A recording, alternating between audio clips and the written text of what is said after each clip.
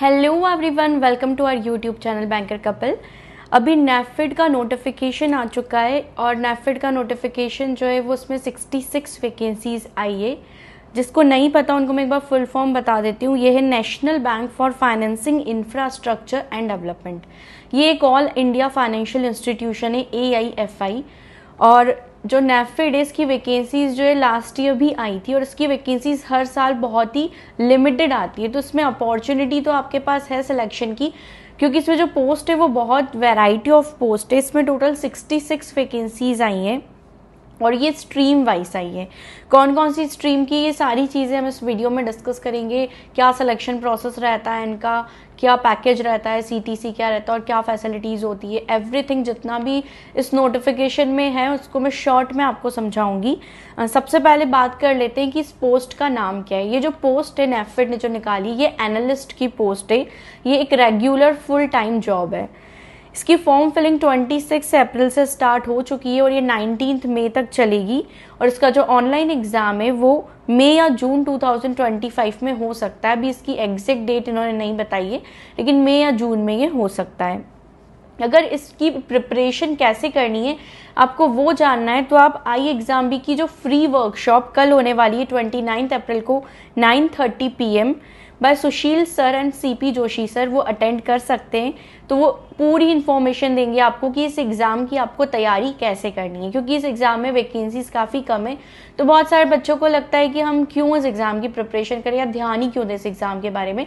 लेकिन स्पेशली जो लोग ऑलरेडी वर्किंग है उन्हें इस एग्ज़ाम की तैयारी जो है करनी चाहिए। कैसे करनी है वो फ्री वर्कशॉप अटेंड करके समझ सकते हैं। वो सारी चीज़ें आपको अच्छे से क्लियर हो जाएगी। उसकी रजिस्ट्रेशन की लिंक मैं शेयर करी हूँ डिस्क्रिप्शन में, वहाँ पर जाकर इस वर्कशॉप के लिए ज़रूर रजिस्टर करना। अब हम बात करते हैं कि स्ट्रीम वाइज कौन कौन सी स्ट्रीम्स में कितनी कितनी वैकेंसीज है। जो सबसे इम्पॉर्टेंट चीज़ है तो पहला लेंडिंग ऑपरेशंस, इसमें सबसे ज़्यादा वैकेंसीज आई है 31 वैकेंसी। HR में 2 वैकेंसीज है, अकाउंट्स में 3 वैकेंसीज, इन्वेस्टमेंट और ट्रेजरी में 1, लीगल में 2, IT एंड ऑपरेशंस में 7, रिस्क मैनेजमेंट में 9, corporate strategy, partnership and ecosystem development इसमें 7 वैकेंसीज है, कंप्लायंस में 2 वैकेंसीज है और इंटरनल ऑडिट में 1 वैकेंसी है और एडमिनिस्ट्रेशन में भी 1 वैकेंसी है। तो टोटल मिला के 66 वैकेंसीज आई है। अब सबसे कॉमन डाउट सबसे ज़्यादा लोगों को यही रहता है कि इतनी वैकेंसीज आई है तो हम किस वैकेंसी के लिए अप्लाई कर सकते हैं, क्या एक के लिए कर सकते हैं या एक से ज़्यादा के लिए भी कर सकते हैं। तो यहाँ पर आप सिर्फ एक वैकेंसी के लिए ही अप्लाई कर सकते हो, मतलब सिर्फ एक पोस्ट के लिए अप्लाई कर सकते हो। मान लो किसी ने लैंडिंग ऑपरेशन में भी वो एलिजिबल है और वो एडमिनिस्ट्रेशन में भी एलिजिबल है, तो वो दोनों में से सिर्फ एक के लिए अप्लाई कर सकता है। और मान लीजिए आपने गलती से 2 के लिए अप्लाई कर दिया तो जो आपने लास्ट एप्लीकेशन होगी आपकी वही कंसिडर की जाएगी। तो आई होप आपको इस चीज़ में कोई डाउट नहीं होगा। अब बात करते हैं हम एज लिमिट की। एज लिमिट इसकी मिनिमम 21, लेकिन मैक्सिमम एज इसमें बहुत अच्छी है, क्योंकि मैक्सिमम जितनी भी एग्जाम्स आती है उसमें जो एज लिमिट होती है वो 30 ईयर्स होती है, लेकिन यहाँ पर 32 ईयर्स है। तो उन लोगों के लिए भी अपॉर्चुनिटी है जिनकी बाकी जितनी भी एग्जाम्स है उनकी एज लिमिट चली गई है, लेकिन इस एग्ज़ाम के लिए वो एलिजिबल हैं। स्पेशली वो सारे POs जो अभी जिनकी जॉब लगी है, चाहे वो RRB में हो, IBPS में हो, SBI में हो या फिर प्राइवेट सेक्टर बैंक्स में भी अगर आप जॉब करते हैं तो उसके लिए भी आप यहाँ पर एलिजिबल है, क्योंकि यहाँ पर कोई एक्सपीरियंस नहीं मांगा है। ये फ्रेशर्स के लिए वैकेंसी है, लेकिन एज लिमिट इसमें 32 है, जो बहुत ही अच्छी चीज़ है। जो ऑलरेडी वर्किंग कैंडिडेट जो भी वर्क कर रहे हैं बैंक में और जिनको ऐसा लग रहा है कि हमें यहाँ नहीं रहना है, कुछ और अच्छी जॉब में जाना है, तो वो इसका फॉर्म ज़रूर भरें। एजुकेशनल क्वालिफिकेशन जो इसमें सारी पोस्ट के लिए अलग अलग एजुकेशनल क्वालिफिकेशन है, तो वो मैं डिटेल में यहाँ पर नहीं डिस्कस कर रही हूँ।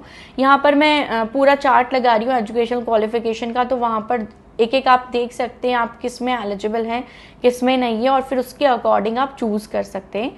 डिटेल में अगर आपको जानना है तो उसके लिए कोई सेपरेट वीडियो बना दूंगी। CTC की बात करें तो CTC इसकी एट प्रेजेंट 14.83 लाख है अप्रोक्सीमेट, और इसमें ये तो आपकी फिक्स्ड पे है, लेकिन ये लोग परफॉर्मेंस बोनस भी देते हैं। बाकी किसी जॉब में आपने नहीं देखा होगा, स्पेशली जो गवर्नमेंट जॉब्स होती है कि आपको परफॉर्मेंस बोनस मिलता है, लेकिन यहाँ पर परफॉर्मेंस बोनस मिलेगा अप टू 20% ऑन फिक्स्ड पे। साथ ही आपको ये ग्रुप इंश्योरेंस भी प्रोवाइड करेंगे, मेडिकल इंश्योरेंस, एक्सीडेंटल इंश्योरेंस और टर्म इंश्योरेंस, जो काफ़ी अच्छी चीज़ है कि आपको ये तीनों इंश्योरेंस जो है वो प्रोवाइड करेंगे।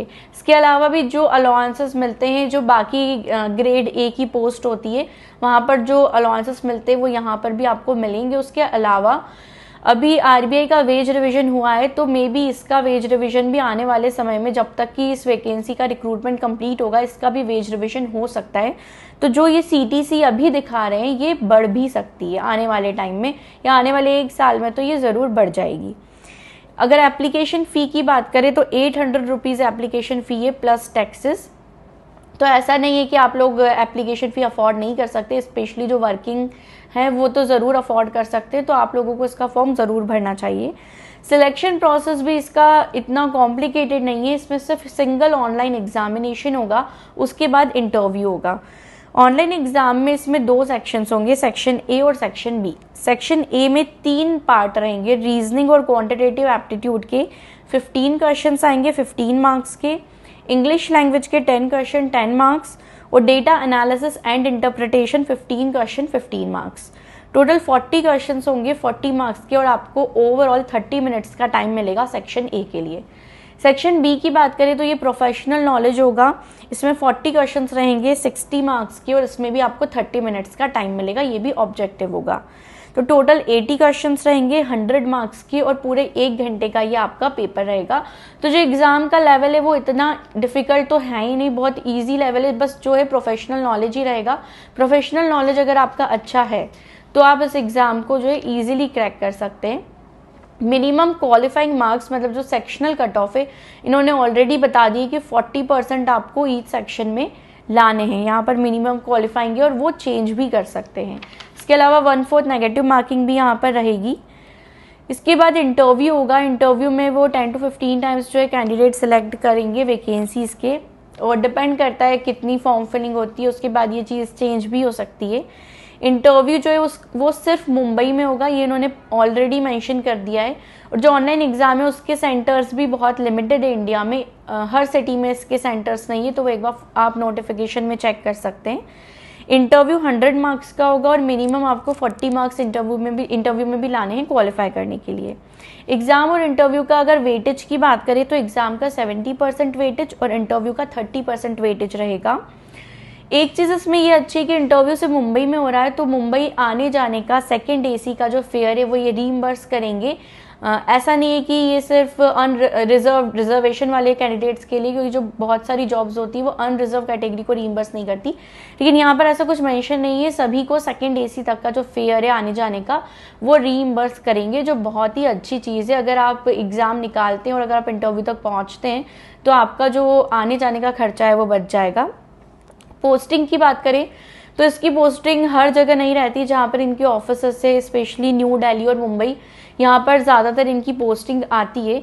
तो जो भी एस्पायरेंट्स है, अगर वो विलिंगली मुंबई या दिल्ली में काम करना चाहते हैं और उनको ऐसा नहीं है कि लोकेशन का कोई इशू नहीं है, तो वो लोग इसका फॉर्म ज़रूर भरें। और इसके अलावा अगर आपको कुछ भी डाउट हो तो आप कमेंट सेक्शन में पूछ सकते हैं, और हमारी टेलीग्राम चैनल का लिंक मैं शेयर कर रही हूँ, आप टेलीग्राम चैनल ज्वाइन कर सकते हैं, तो आने वाली वीडियोस की सारी अपडेट्स आपको मिल जाएंगी। Thank you so much for watching this video, and don't forget to like, share and subscribe our YouTube channel. Thank you so much.